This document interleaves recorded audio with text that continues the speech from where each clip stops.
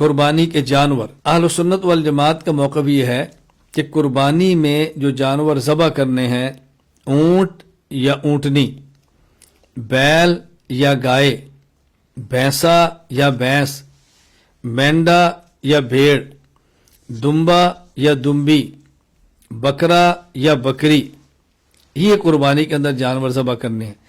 چنانچہ فتاوی المگیریہ الباب الخامس میں ہے، اما جنسہ فہو ان یکون من الاجناس الثلاثہ الغنم او الابل او البقر ويدخل في كل جنس نوعه والذكر والانثى منه والخصي والفحل لانطلاق اسم الجنس على ذلك۔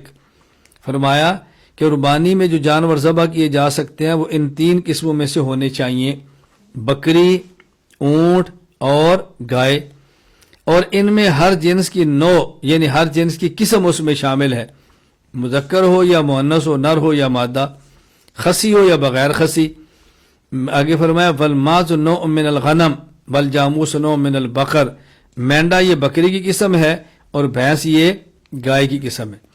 تو ہم جن جانوروں کی قربانی کے قائل ہیں وہ بکرا یا بکری، مینڈا یا مینڈی جسے بھیڑ کہتے ہیں، گائے یا بیل، اسی کے اندر بھینس یا بھینسا ہے، اور اونٹ یا اونٹنی۔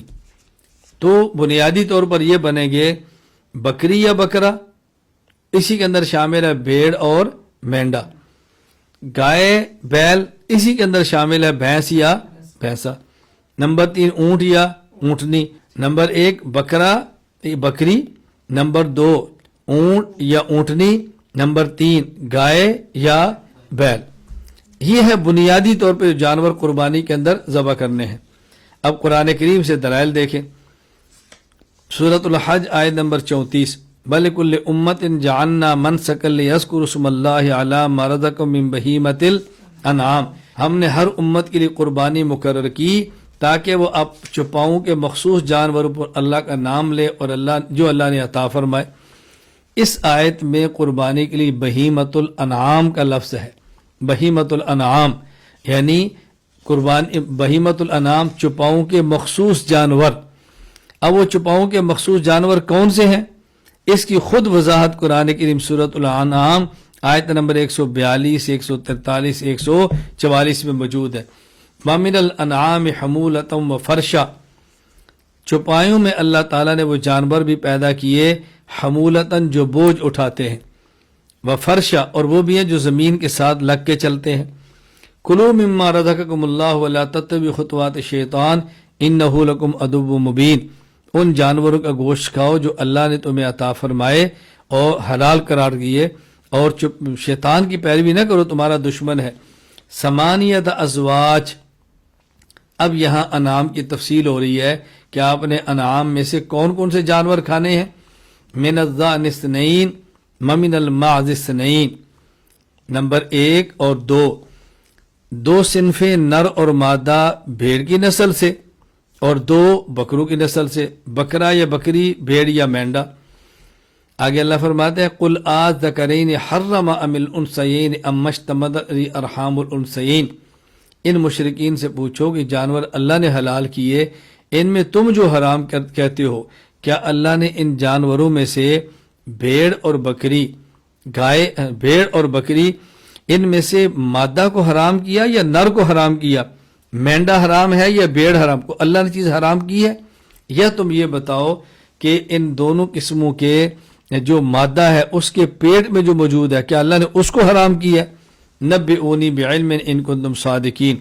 ومن الابل اثنین ومن البقر اثنین، اسی طرح اونٹ اس میں سے نر اور مادہ، ومن البقر گائے نر اور مادہ۔ تم یہ بتاؤ آذکرین حرم ام الانثیین، کیا اللہ تعالیٰ نے ان کے نر حرام کیے یا اللہ نے ان کے مادہ حرام کیے؟ ام اشتملت علیہ ارحام الانثیین، یا اللہ تعالیٰ نے ہر اس بچے کو حرام کیا جو ان دونوں نسلوں کے مادہ کے پیٹ میں موجود ہے۔ دیکھو یہاں بہیمۃ الانعام 8 جانور بیان فرما دیے، 2 بھیڑوں میں سے، 2 بکریوں میں سے، 2 اونٹوں میں سے اور 2 گایوں میں سے۔ امام ابو محمد عبد الرحمن بن محمد بن ادریس بن مہران المعروف بن ابی حاتم الرازی رحمہ اللہ، وفات 327 ہجری، وہ تحریر فرماتے ہیں تفسیر ابن ابی حاتم الرازی میں، کہتے ہیں ابو جعفر محمد بن علی سے ہے کہ ایک آدمی علی المرتضیٰ رضی اللہ تعالی عنہ سے قربانی کے جانور کے بارے میں، جانور کے متعلق سوال کیا، تو حضرت نے فرمایا من الثمانیۃ الازواج، من الثمانیۃ الازواج، یہ جو قرآن کریم نے 8 کا ذکر کیا جوڑے جوڑے، تو وہ مراد ہے، ان میں سے کوئی بھی ذبح کر لو، بھیڑ ذبح کر لو، یا تو مینڈا ذبح کر لو، بکرا ذبح کر لو یا بکری ذبح کر لو، 4 اونٹ ذبح کر لو یا اونٹنی ذبح کر لو، 6 بیل ذبح کر لو یا گائے ذبح کر لو، 8 یہ آپ نے فرمایا کہ 8 فَكَأَنَّ رَجُلُ شَكَّ، آدمی کو شک ہوا کہ کیا فرما رہے ہیں؟ حضرت علی نے فرمایا تقرأ القرآن، تو قرآن پڑھتا ہے؟ کہا جی ہاں۔ فرمایا فَسَمِعْتَ اللَّهَ يَقُولُ يَا أَيُّهَا الَّذِينَ آمَنُوا أَوْفُوا بِالْعُقُودِ أُحِلَّتْ لَكُمْ بَهِيمَةُ الْأَنْعَامِ، تم نے قرآن کریم میں پڑھا کہ اللہ تعالیٰ فرماتا ہے کہ تمہارے لیے حلال کر دیا گیا یہ چپاؤں میں سے خاص جانوروں کو۔ قال وسمعت یقول، کیا تو نے قرآن کریم میں سے یہ پڑھا؟ اللہ فرماتے ہیں لیذکر اسم اللہ علی ما رزق من بہیمۃ الانعام، چاہیے کہ وہ نام لیں ان اللہ کے عطا کردہ جانوروں پر جو چپاؤں میں سے خاص جانور ہیں۔ کیا تو نے پڑھا ومن الانعام حمولۃ و فرشا، کیا تو نے سنا اللہ تعالیٰ فرماتے ہیں من الضأن اثنین ومن البقر اثنین ومن الماعز اثنین ومن الابل اثنین۔ تو علی رضی اللہ تعالیٰ عنہ نے اس آیت کو بطور دلیل کے پیش فرمایا کہ قربانی کے جانوروں میں یہ 8 جانور موجود ہیں، مینڈا بھیڑ 2، بکرا اور بکری 4، بیل اور گائے 6، اونٹ اور اونٹنی 8، یہ 8 جانور، باقی بھینس اور بھینسا اسی کے اندر شامل ہے۔ ہمارے دلائل اس بات پر ہم بات شروع کریں گے کہ یہ تو 8 جانور وہ ہیں کہ جس کو اہل سنت والجماعت بھی مانتے ہیں اور غیر مقلدین بھی مانتے ہیں۔ اب مسئلہ ہے کہ یعنی بھینس کو قربانی کے جانور کے طور پہ ذبح کرنا جائز ہے یا جائز نہیں؟ اہل سنت والجماعت احناف کا موقف یہ ہے کہ جس طرح گائے کو ذبح کرنا قربانی میں جائز ہے، اسی طرح بھینس کو بھی قربانی میں ذبح کرنا جائز ہے، بھینس کی قربانی کرنا جائز ہے۔ اس پہ ہمارے دلائل، دلیل نمبر 1 حدیث پاک حافظ ابو شجاع شیروے بن شہردار بن شیروے دیلمی رحمہ اللہ تعالی، وفات 509 ہجری، فرماتے ہیں الفردوس بماسور الخطاب میں حضرت علی فرماتے ہیں کہ بھینس قربانی میں 7 آدمیوں کی طرف سے کافی ہے۔ حضرت علی رضی اللہ تعالیٰ عنہ نے بھینس کو قربانی کا جانور شمار فرمایا۔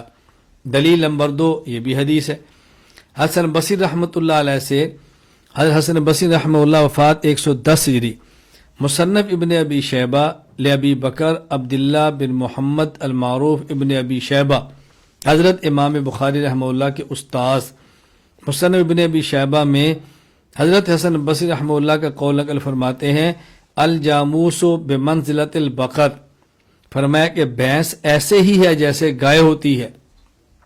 اب بات سمجھیں، ہم نے ایک دلیل مسند فردوس دیلمی سے بیان کیا علی کا ارشاد، نمبر 2 مصنف عبد الرزاق سے پیش کیا حسن بصری کا ارشاد، اور میں نے 2 حدیثیں ان کو کہا، حضرت علی کی بات کو بھی حدیث کا، حسن کی بات کو بھی حدیث کا، تو ممکن ہے کسی کے ذہن میں آئے یہ حدیث تو نہیں ہے۔ پہلی بات حضرت علی کی ہے، وہ صحابی ہے، اور دوسری بات حسن بصری کی ہے جو کہ تابعی ہے، تو حدیث کیسے ہوئی؟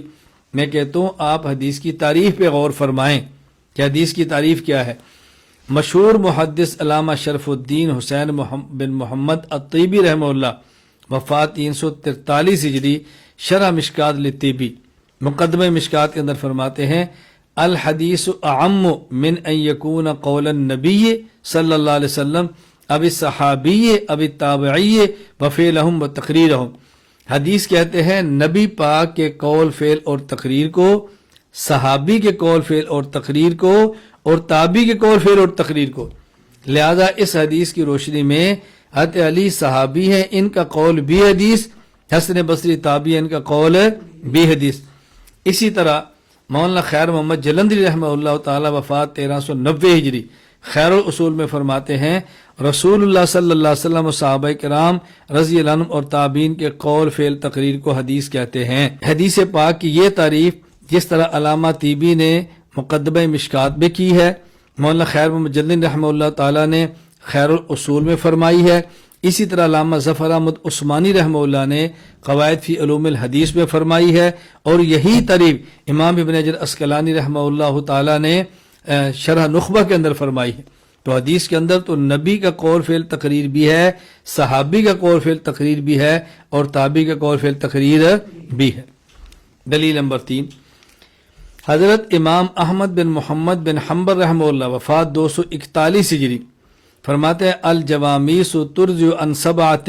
بھینس کے متعلق پوچھا گیا کہ بھینس کی قربانی میں کتنے لوگ شریک ہو سکتے ہیں.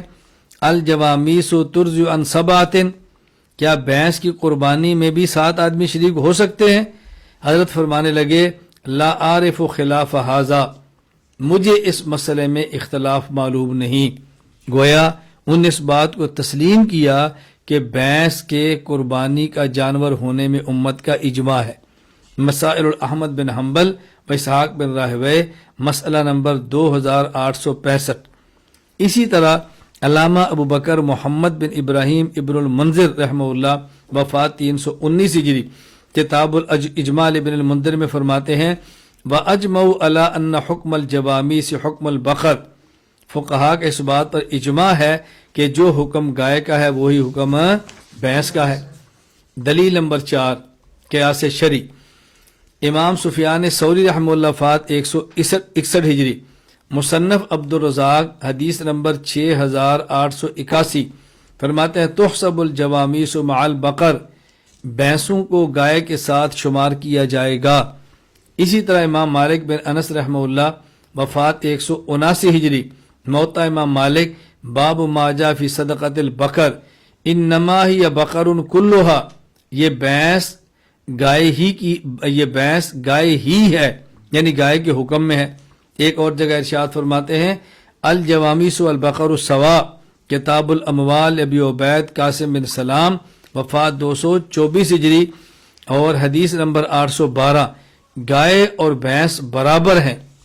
اب قیاس کا مطلب کیا ہے کہ محدثین اور فقہا نے زکوٰۃ کے مسئلے میں بھینس کو گائے پر قیاس فرمایا ہے.